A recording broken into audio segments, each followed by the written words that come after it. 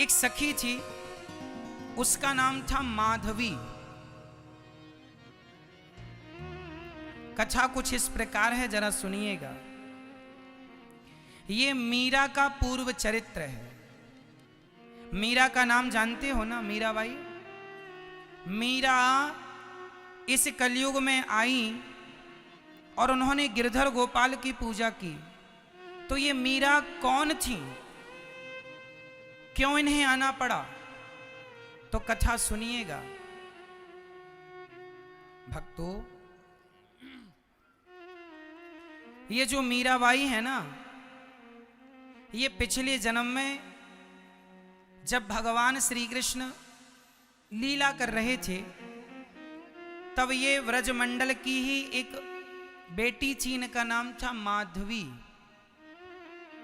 संयोग से इनका विवाह वृंदावन में हुआ था, और जिस लड़के से विवाह हुआ था वो भगवान श्री कृष्ण के ग्वाल वालों में ही एक लड़का था, नाम था सुंदर। भगवान के बहुत सारे सखा थे ना, मधुमंगल, मनसुखा, श्री दामा, उन्हीं में एक सुंदर भी था जो कि अत्यधिक सुंदर था। उसका विवाह माधवी का इस सुंदर नाम के लड़के से हुआ। विवाह तो हो गया पर विदा नहीं हुई। विदा होने में थोड़ा विलंब था, पहले शादी हो जाती थी, विदा बाद में होती थी। जब विदा होने लगी तो माधवी की माँ ने समझाया कि बेटी सुन, तू वृंदावन में ब्याही गई है, वहां पर एक कृष्ण कन्हैया नाम का लड़का रहता है। देख, तू किसी भी प्रकार से उसे देखना मत, क्योंकि यदि तूने उसे देख लिया तो माधवी की माँ ने सुना था कि कन्हैया को जो देख लेता है वो कन्हैया में खो जाता है, आकर्षित हो जाता है। तो माधवी की माँ समझा रही थी कि कहीं मेरी बेटी कन्हैया पर आकर्षित ना हो जाए, और यदि ये उस कन्हैया पर आकर्षित हो जाएगी तो इसका पातिव्रत धर्म नष्ट हो जाएगा। अच्छा, माधवी की माँ को यह पता नहीं था कि ये कृष्ण भगवान है। वो कृष्ण को एक सामान्य पुरुष मानती थी। ये जानती थी कि बहुत सुंदर है, जो देखता है मोहित हो जाता है। तो उन्हें लगा कहीं मेरी बेटी ना मोहित हो जाए। और नारियों के लिए तो शोभायमान नहीं है वो अपने पति को छोड़ के किसी और पुरुष को ना देखे, यही तो सिखाया जाता है, और बात भी सही है। पर माधवी की माँ को यह बिल्कुल पता नहीं था कि ये कृष्ण भगवान है। वो तो सामान्य बालक समझकर माधवी को उपदेश करने लगी कि तू कभी इस पुरुष को ना देखना। माँ ने समझाया, माधवी समझ गई। उस समय माधवी भी कोई ज्यादा उम्र थी नहीं, बच्ची ही थी। चली, सुंदर आया और अपनी दुल्हन को लेकर चला। सुंदर मतलब कृष्ण का सखा और माधवी का पति। जब चली दुल्हन और जब वृंदावन के समीप आए तो सुंदर ने अपनी पत्नी माधवी से कहा, अरे सुनती हो, देखना हमारा कन्हैया यहीं कहीं गैया चरा रहा होगा, और सुन लेगा ना कि मैं आ गया हूं, अभी दौड़ के आएगा, कहेगा भाभी का मुंह तो दिखाओ। तभी सच्ची वहां पर भगवान की गैया नजर आई और भगवान दौड़े दौड़े आए। अरे सुंदर, तू आ गया दुल्हन लेके, अरे सुंदर सुंदर आया। और सुंदर उस समय लगभग 16 साल का बालक था, और भगवान की उम्र उस समय लगभग 7-7.5 वर्ष की थी। तो सुंदर ने भगवान को गले लगाया, भगवान ने भी सुंदर को गले लगाया। भगवान ने कहा, सुंदर बहू ले आया, हमें भी तो नेक भाभी को दर्शन कराए दे। तो सुंदर बोलियो कि लाला मैं तो का दर्शन कराऊं, तेरी तो भाभी है, तू ही जाके देख ले। तो भगवान गए कहां पर, उस समय वो चलता था ना डोली, तो डोली के पास गए तो भगवान ने पर्दा हटाया। पर्दा हटा के कहा, भाभी, ओ भाभी मुंह तो दिखाओ। चूंकि माधवी की मां ने कहा था कि तू कृष्ण नाम के पुरुष को देखना मत, तो माधवी ने अपना मुंह ढक लिया पूरा, और अपने हाथ पांव को भी बिल्कुल कपड़ों से ऐसे ढका कि जरा सा भी शरीर ना दिखाई पड़ जाए, और मुंह ढक लिया। भगवान ने जाकर कहा, भाभी मुंह तो दिखा दो, भाभी ने एक मुंह तो दिखा। बड़ी सुंदर आवाज माधवी के कानों में चली गई, पर माधवी ने कोई उत्तर ना दिया, ना मुंह दिखाया। भगवान समझ गए कुछ गड़बड़ है। भगवान ने कहा, अच्छा भाभी तो सुनो, आज हम मुंह देखने आए हैं, नहीं दिखा रही हो, अब तुम सदा हमारा मुंह देखने को तरसोगी। ये कह के भगवान वहां से वापस आ गए। माधवी अपने ससुराल मतलब वृंदावन आ गई, और भगवान भी वृंदावन थे, वहीं से आना जाना। जब भी भगवान की आहट सुनती तो माधवी अपना मुंह ढक लेती कि नजर ना पड़ जाए। माँ ने कहा था कि तुम कन्हैया को मत देखना। जब भी सुंदर अपने कन्हैया की बातें करे तो माधवी इग्नोर कर देती, कोई बात ना सुनती। सुंदर को भी लगा मेरी पत्नी कैसी है, श्याम सुंदर की बातें तो ना करती है ना सुनती है, कोई बात नहीं। अच्छा, माधवी बड़ी सुंदर थी। तो एक दिन माधवी की सास माधवी को लेके नंद भवन गई और यशोदा माता के पास लेके गई। माँ आशीर्वाद दो, बहू आई है। माधवी बैठी थी, तभी भगवान आ गए और भगवान ने कहा, माँ बड़ी भूख लगी है, कुछ खाने को दो। माँ ने कहा, अच्छा लाला खाने को देती हूँ, तू बैठ। तभी भगवान ने कहा, मैया ये घर में बहू आई है, किसकी बहू है? माँ ने कहा, बेटा सुंदर की बहू है। भगवान समझ गए सुंदर की बहू तो वही है। तुरंत भगवान भाग गए, क्योंकि कहा था भगवान ने कि तू ही मेरा मुंह देखने को तड़पेगी तरसेगी, मैं नहीं देखूंगा। मैं बुला रहा था तब तो तू देखी नहीं। चले गए। ऐसे करते करते बहुत दिन बीत गए। एक दिन क्या हुआ, जब इंद्र ने मूसलाधार पानी बरसाया, पूरे ब्रजमंडल में पानी बरसा, तब भगवान से सारे ब्रजवासियों ने कहा कि हमारी रक्षा करो। तब भगवान ने गोवर्धन उठाया, और जब गोवर्धन उठाया तो सब उस गोवर्धन की तलहटी पर आए, तो माधवी भी आई, क्योंकि जान तो सबको बचानी थी। सब अपना घर द्वार छोड़ छोड़ के सब उस गोवर्धन की तलहटी पर आए। जब सबने वहां आकर शांति पाई, तो उस समय जब भगवान ने पहाड़ उठाया ना, तो शाम हो चुकी थी, रात्रि को कुछ दिखाई पड़ा नहीं।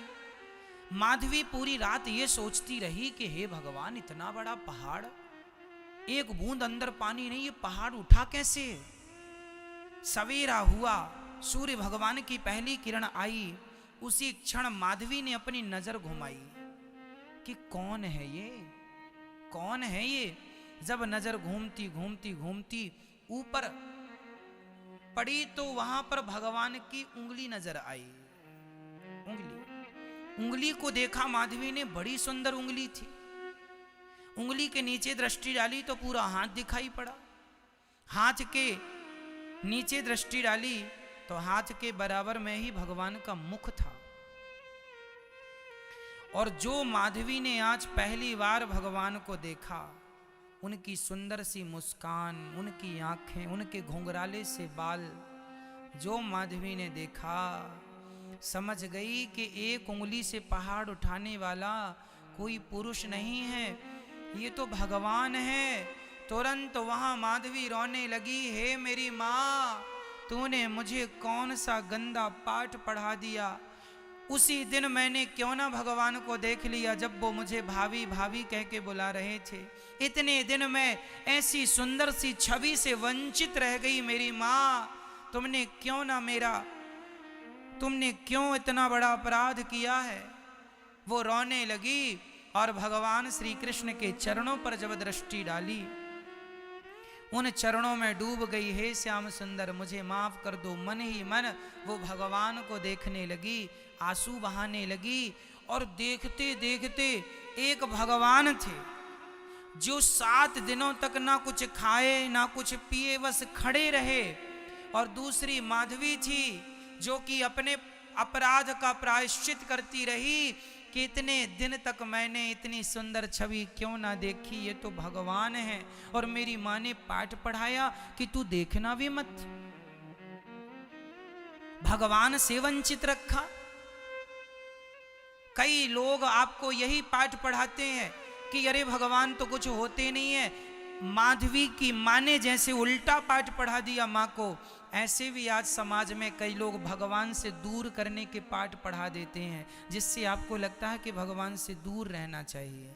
अरे भगवान की नज़रों से नज़रें मिल गईं, जब भगवान को देखा उनके इतना आकर्षण, माधवी आकर्षित हो गई और मन ही मन उनको अपने हृदय में बसाकर बिठाकर अब तो दिन रात उन्हीं का 7 दिन कब बीत गए। इंद्र आए, भगवान से माफी मांगी, भगवान ने गोवर्धन की स्थापना जहाँ की तहाँ की। माधवी जाके गोविंद के चरणों पर गिर पड़ी, नाथ मुझे अपराधिन को माफ कर दो, मुझे माफ कर दो।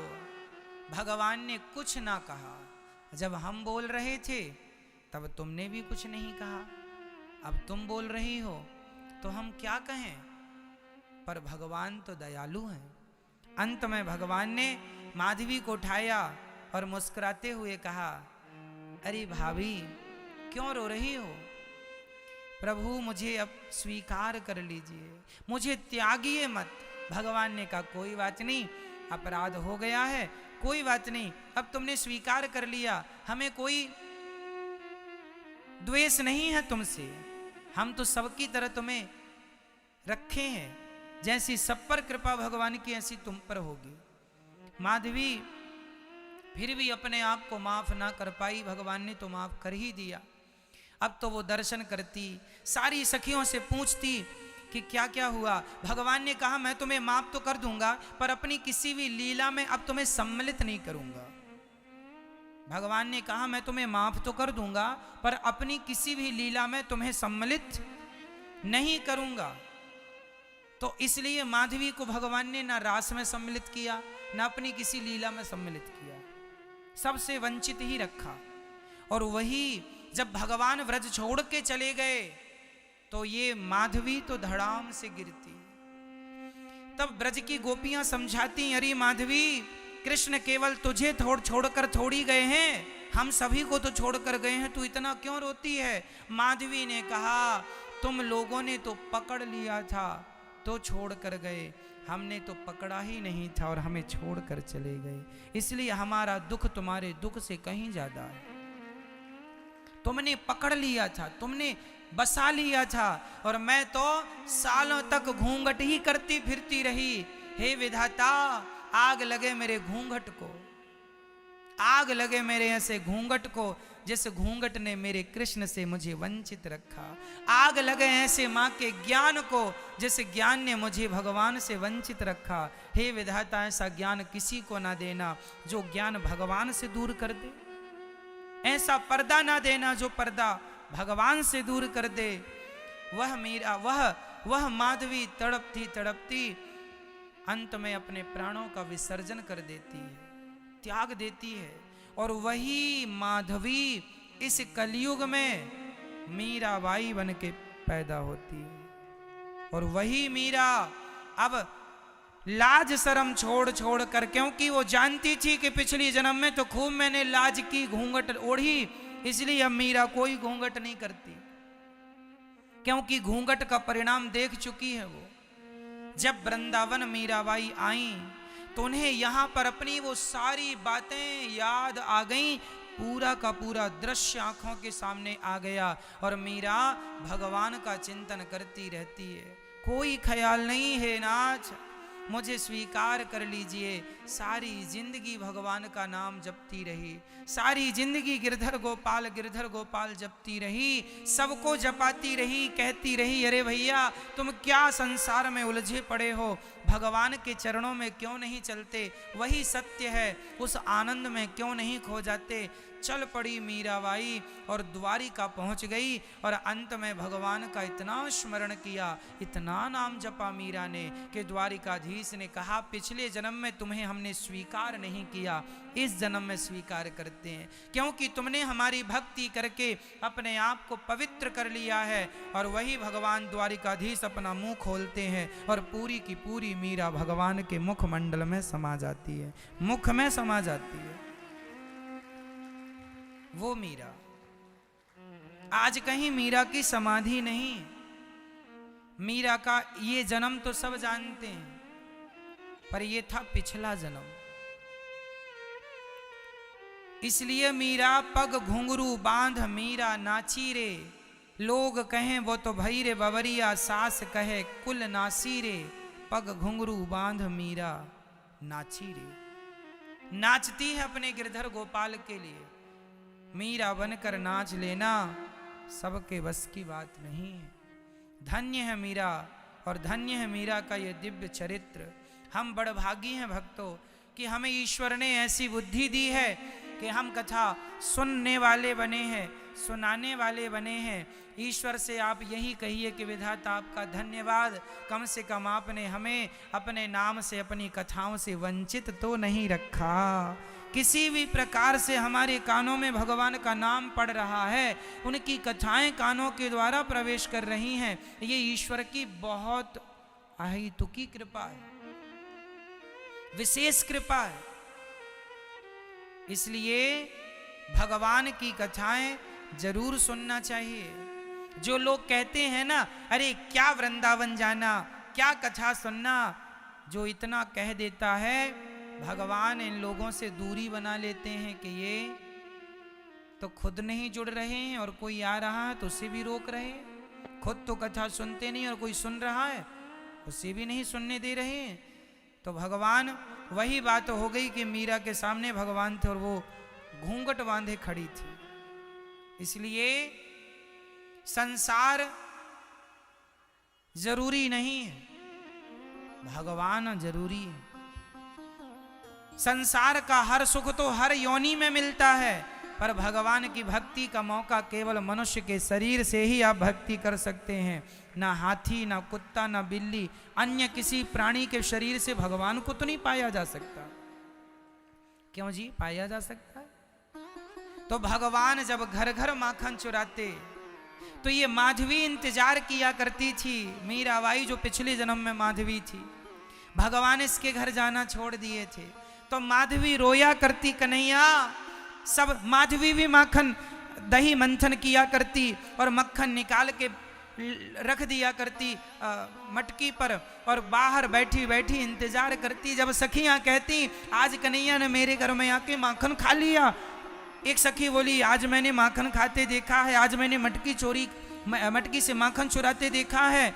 जब सारी सखियां बता बता कर हंसती, कन्हैया की रूप का आनंद लेती, उनकी आंखें इतनी सुंदर थीं, आज उनका स्वरूप इतना सुंदर था, आज उनके बालों को देखा तुमने कितने सुंदर थे, आज उनकी अधरों को देखा तुमने कितने, आज उनके छोटे छोटे हाथों को देखा। जब ये सारी बातें करती तो माधवी बस सिसक सिसक कर रोती, हे श्याम सुंदर हमें माफ कर दो, और एक बार हमारे घर में माखन चुराने आ जाओ। जिस सच्ची बताएं, जिन जिन सखियों के घर भगवान माखन चुराने जाते थे, ये कोई सखियां सामान्य सखियां थोड़ी थीं। अरे करोड़ों जन्म तक बड़ी लंबी चौड़ी पूजा भक्ति प्रेम किया है, तब भगवान ने अपनी लीला में सम्मिलित किया है इन गोपियों को। और भगवान सबके घर जाके माखन चुरा करके भगवान गोपियों को आनंदित कर रहे हैं। ये केवल आनंदित करने की लीला है। भगवान कभी माखन थोड़ी चुराते हैं, भगवान तो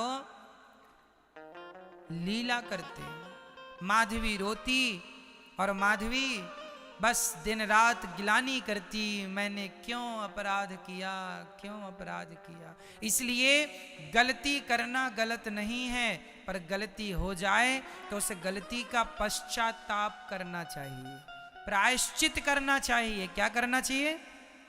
प्रायश्चित करना। और माधवी ने क्या प्रायश्चित किया? भगवान से विमुख हुई ना पहले, तो प्रायश्चित ये था फिर से मनुष्य बनकर आई, पर अब की बार उसने गोविंद के अतिरिक्त किसी को नहीं चाहा। इसलिए मेरे तो गिरधर गोपाल दूसरो ना कोई, जब ऐसी एकाग्रता हुई तो भक्त की भक्ति ने भगवान को फिर आकर्षित कर लिया और अब भगवान ने सदा सदा के लिए मीरा को स्वीकार कर लिया। अब हर लीला में भगवान माधवी को स्वीकार करते हैं। इसलिए हम लोग भी जो सामान्य तुच्छ प्राणी हैं ना, भगवान की कथा कहकर सुनकर उनकी लीला के अधिकारी बन सकते हैं, उनकी उन लीलाओं में हम भी सम्मिलित हो सकते हैं। इसलिए भगवान की ये लीलाएं सामान्य लीलाएं नहीं हैं।